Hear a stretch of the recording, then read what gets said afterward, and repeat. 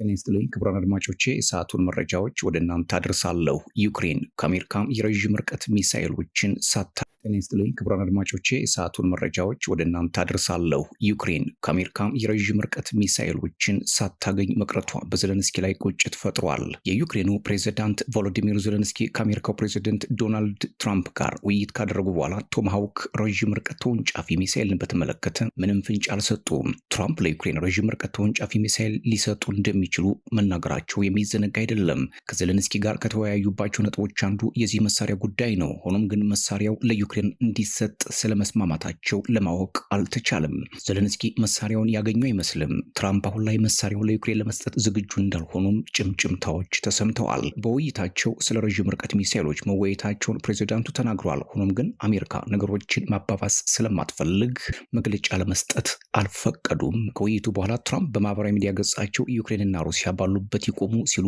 ጦርነቱ እንዲገታ አሳስበዋል። ትራምፕ ከዘለንስኪ ጋር ከመወያየታቸው አንድ ቀን ቀደም ብሎ ከሩሲያው ፕሬዚደንት ቭላዲሚር ፑቲን ጋር በስልክ መነጋገራቸውም ተሰምቷል። በቅርቡ ሁለቱ መሪዎች ሃንጋሪ ውስጥ ይገናኛሉ ተብሎም እየተጠበቀ ነው። ዘለንስኪ ቶማሃውክ ረዥም ርቀት ተወንጫፊ ሚሳኤል እንዲሰጣቸው የሚፈልጉት የሩሲያን የኃይል አቅርቦት ለማዳከም ነው ተብሏል። ትራምፕ መሳሪያው ለዩክሬን ሊሰጥ እንደሚችል ቢጠቁሙም በዋይት ሃውስ ውይይት በግልጽ ቃል አልገቡም። ትራምፕ ሚሳኤል መላክ ጦርነቱን ማባባስ ቢሆንም ጉዳዩ ለውይይት ክፍት ነው ሲሉም ተደምጠዋል። ቶማሃውክ ሳያስፈልግ ጦርነቱን በቅርቡ እናቆማለን ብዬ ተስፋ አድርጋለሁ ሲሉ ነው የተደመጡት ዶናልድ ጄ ትራምፕ ከሩሲያው ፕሬዝዳንት ጋር የተነጋገሩት ቶማሃውክ ለዩክሬን ሊላክ ይችላል የሚል ስጋት ስለፈጠረባቸው እንደሆነ የተጠየቁት ትራምፕ ሚሳኤል ሊላክ ይችላል ብሎ መፍራት ጥሩ ነው ሲሉ መልሰዋል።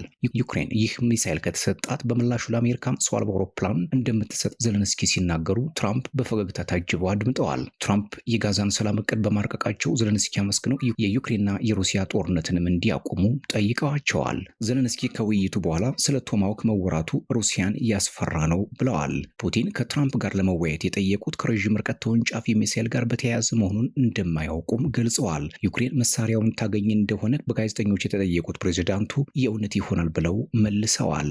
ፕሬዝዳንቱ ለአውሮፓ መሪዎች ደውለው ከትራምፕ ጋር የተነጋገሩትን ገልጸዋል። ቅድሚያ የሚሰጠው የሰዎችን ህይወት ማዳን ነው። ዩክሬን ደህንነቷ ተጠብቆ በመላው አውሮፓ የምንኖር ሰዎች ሰላም ማግኘት አለብን ነው ያሉት ዘለንስኪ።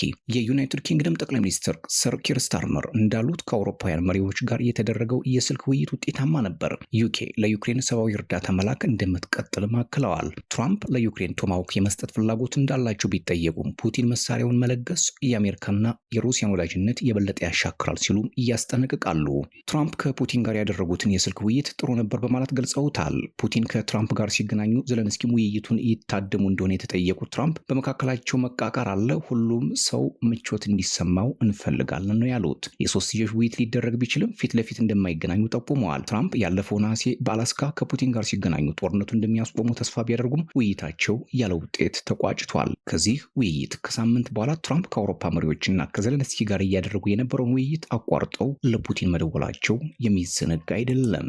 ሌላው መረጃም የኢራን ባላስቲክ ሚሳኤል አካላትን በጀልባ ያጓጓዘው ግለሰብ የ40 ዓመት እስር ተፈርዶበታል።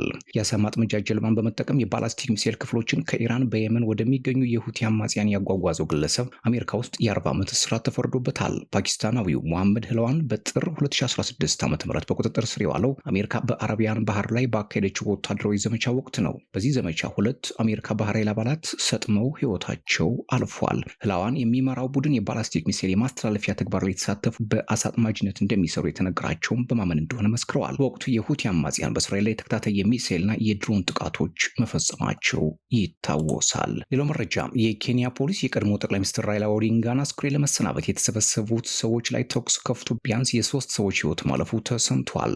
ታዋቂው የመብት ተሟጋች ድርጅት ቮካል አፍሪካ እንደገለጸው በግርግሩ ከተገደሉ ሰዎች መካከል የ3 ሰዎች አስክሬን ማግኘታቸውን ነው። የሀገር ውስጥ መገናኛ ብዙሃን እንደዘገቡት ከሆነ ፖሊስ የተሰበሰቡትን ሀዘንተኞች ለመበተን በተኮሰው ጥይት ሌላ ተጨማሪ አንድ ሰው እንደሞተ ነው። በዋና ከተማዋ ናይሮቢ በሚገኘው ስታዲየም በተሰበሰቡ ሰዎች ላይ ፖሊሶች የተኮሱት ጥይት አይነት እስካሁን ግልጽ አይደለም ተብሏል። ሾካል አፍሪካ ግን የሞቱ ሰዎች በጥይት መቁሰላቸውን ነው ያስታወቀው። በኬንያ የፖለቲካ መድረክ ላይ ግዙፍ ስምና ስብዕና የነበራቸው ራይላ ኦዲንጋ በህንድ ረቡዕ ዕለት ህይወታቸው ማለፉ ነው የተሰማው። አስክሬናቸው ሐሙስ ጠዋት በአገሪቱ ዋና አውሮፕላን ማረፊያ የደረሰ ሲሆን ባለስልጣናት ባለስልጣናቱም በዚያ በተሰበሰበው ከፍተኛ ህዝብ ምክንያት በረራዎችን ለአጭር ጊዜ ለማስቆም ተገደዋል። በአውሮፕላን ማረፊያው አካባቢ የተሰባሰቡ ሀዘንተኞች ወደ ተከለከሉ ስፍራዎች መግባት የቻሉ ሲሆን በዚህ የተነሳ ለ2 ሰዓታት ያህል ለጥንቃቄ በሚል በረራዎች እንዲቋረጡና አየር ማረፊያው እንዲዘጋም ተደርጓል።